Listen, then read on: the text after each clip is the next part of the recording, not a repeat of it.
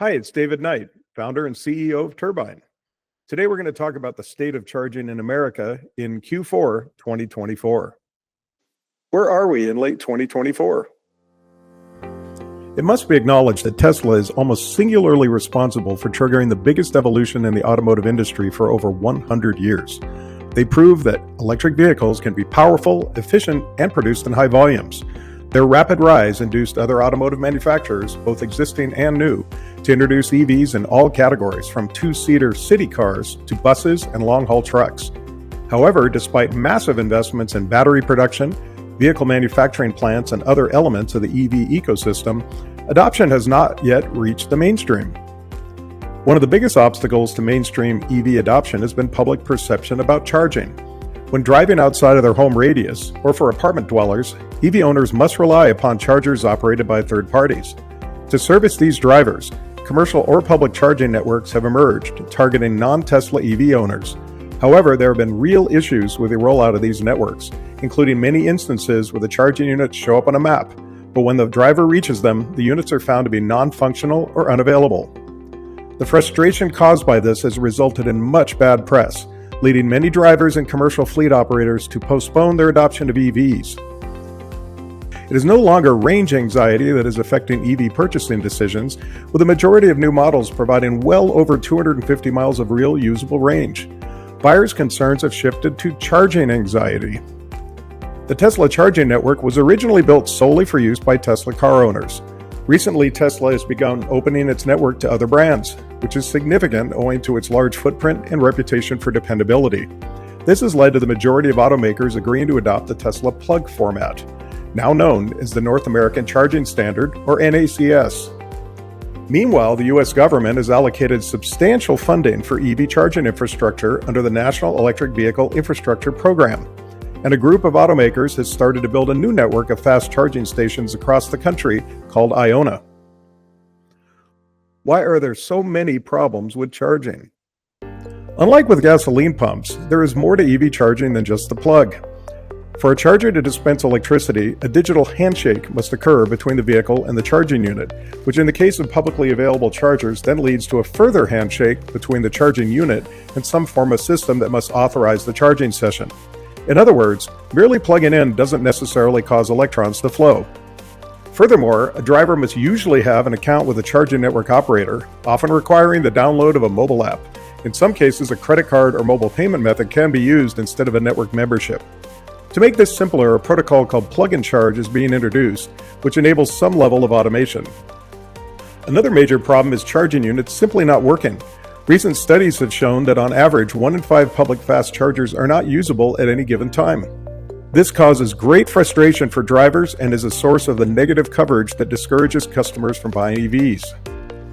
Another key aspect of improving the EV ownership experience is reducing charging time. Key improvements to both vehicles and charging infrastructure have begun to emerge that leads towards the Goldilocks zone of charging in 10 to 15 minutes. New models from leaders including Audi, Hyundai, Kia, Porsche, and Tesla can accept much higher power levels than their predecessors. Matched with newer high-output chargers, these models can already reach the Goldilocks zone. Reducing charging times will impact other aspects of the charging ecosystem, with charging stations becoming more like traditional gas stations, including retrofitting of existing stations. Will low-cost EVs drive demand? Another significant impediment to consumer uptake has been EV pricing. Most initial offerings targeted the Tesla demographic of moneyed homeowners looking at performance and features more than cost. Between charging anxiety and vehicle prices, the battery electric vehicle market hasn't shifted into the mainstream. This has led many traditional automakers to fall back on powertrains that they know how to build in high volumes with great efficiency.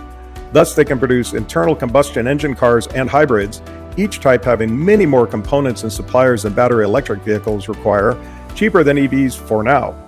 However, battery prices are falling steadily, and with new chemistries that allow for lower costs, shifting away from the more exotic raw materials, and eventually lighter weight, projections show that building a pure electric vehicle will become less expensive than a traditional or hybrid vehicle within 5 years. This year, several of the largest automakers have introduced attractive, low-cost, fully electric models, and this trend is predicted to grow dramatically in the coming years. What about the power grid? A concern of many observers is the potential impact of EV charging infrastructure on the power grid. To address this meaningfully, it's important to understand that the grid is comprised of a vast collection of public and private utilities, with over 3,000 throughout the U.S. The interchange between these utilities is based upon loading and supply demand. EV charging is intermittent and does not occur all at once. Therefore, it's possible to apply load balancing, primarily software-based, to manage local power needs. The real problem is with the distribution of power, with large substations rarely being in the locations where major EV charging facilities will be situated. Charging stations for commercial vehicles, such as Class 7 and 8 trucks, buses, and construction equipment, will require large power supplies. This is leading to the introduction of microgrids, on-site battery storage, and in some cases local power generation via renewable energy sources adjacent to new, higher output charging stations.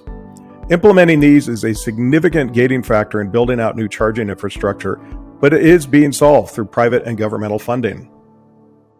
Where is it all going? As more and more new EV models come onto the market, many of which can add features using over-the-air software updates, essentially becoming software-defined vehicles, the advantages of the technology will become obvious to consumers, and cars will become increasingly networked. Tesla cars already communicate with Tesla's charging infrastructure via cellular to ensure that their drivers have a seamless experience with maximum dependability. This integration will come to virtually all EV models and the support infrastructure with time, and issues such as data privacy and cybersecurity are being addressed by a range of companies and government initiatives. This paradigm shift is about much more than the method of propulsion and is likely to be as fundamental as the migration from keyboard-style phones to smartphones. Technologies such as AI, cloud computing, 5G wireless, renewable energy, and solid-state batteries will be key enablers in boosting the shift forward. Despite numerous obstacles and teething pains, the evolution towards battery electric vehicles is progressing, with the ultimate goal of reducing greenhouse gas emissions and improving transportation overall. Thanks for watching and listening. We hope you found this informative. And check us out at www.turbine.com. And we'll see you next time.